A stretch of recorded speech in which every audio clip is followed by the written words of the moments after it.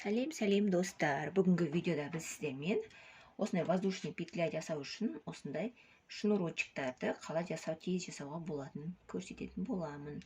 Сіздер мынаны көйлекке де, осылай корсетке де, әртүрлі түйме қадауға, әртүрлі қажет жерге пайдалануға болады.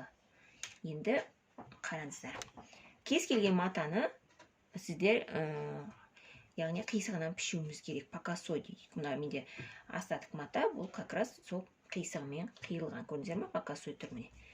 Осы матадан осындай 3 сантиметр қып өлшеп аламыз. Міне мына жерім бар. 3 сантиметр. Осылай 3 сантиметрден полоска жасап аласыздар. Қанша керек сіздерге, және сол полоскамызды қиып аламыз. Міне осылай қиып алдық. Қиып алғаннан кейін осылай екі бүктейсіздер. Яғни іш жағын, матаның іш жағын, мынау сырт жағы болса, мынау іш жағы ғой. Осы іш жағын аласыздар да осылай екі бүктейсіздер. Осылай екі бүктейміз. Және қазір тіккен кезде кішкене мынау бас жағынан бастап, осылай жалпақтықта, осы шетінен тігеміз. Кішкене мына жерге дейін, чуть-чуть осы жерге дейін тігесіздер. Содан кейін бастап былай қарай жіңішкерте береміз. 3 миллиметрдей осылай жақын қып тігеміз. Сонда біздің шнурогымыз осылай кішкене былай 3 миллиметрдей алып тіксек, осылай біздің шнурочегіміз осылай жіңішке болып алар сияқты. Көрдіңіздер ме? Сондықтан басында мына жерде қазір оң бетіне аудару үшін бізге кішкене мына жерде үлкендеу қылып аламыз.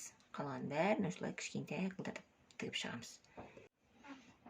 Міне осылай тігіп шықтық. Шетінен 3 миллиметр қалдырып, енді артығын қиып тастаймыз. Яғни тағы да 1-2 миллиметр қалдырып, жанына тігіске тигізбей осылайынан қиып аламыз да, қалғанын артығын қиып тастаймыз.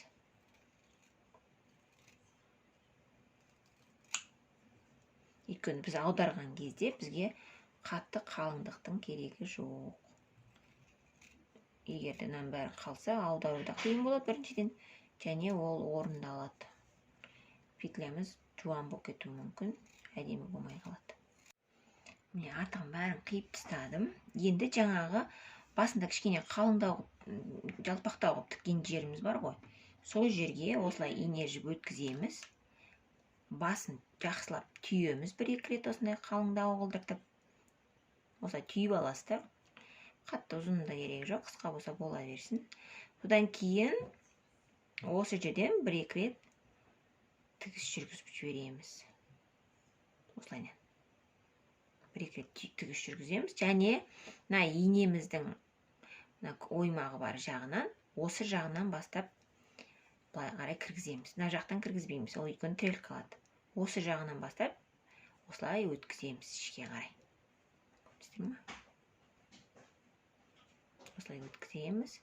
Ең бастысы, осылай өткізіп жатқан кезде, мына жердегі түйілген түйінді ішке қарай кіргізіп жіберуіміз керек. Өйткені ол тіреліп қалмау керек. Ол тіреліп қалса, тұрып қалады. Содан бастап былай қарай бұл өзімен өзі аударыла береді. Бас жағын 1 рет жақсылап мына жерден өткізіп жіберсек түйінді. Одан кейін біз былай қарай жай ғана жылжытып отырамыз. Осылай жай жылжытамыз. Міне, сонда түйін өзі былайынан аударылып отырады. Материалымыз көрдіңіздер ме қазір? Міне мына жерде инемізді осылай жылжытып жатырмыз. Және мына жақта да былай жылжытып жатырмын. Мысалы қараңыз, мына жақта мен мысалы былай жылжытам. Міне осылай өзі кете береді. Көрдіңіздер ме аяқты? Главное, ең басындағы түйіршіктен өтіп кетсе, ол өзі жылжи береді мына жерде.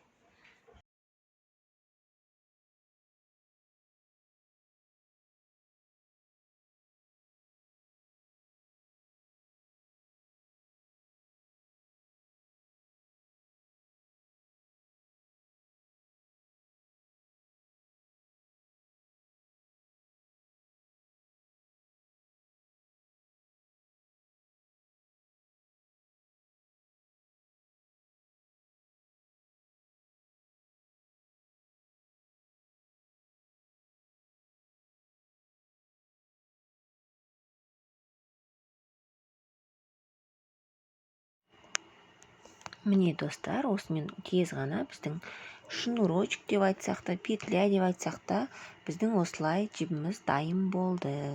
Өте оңай, тез де салынады, қараңыздар.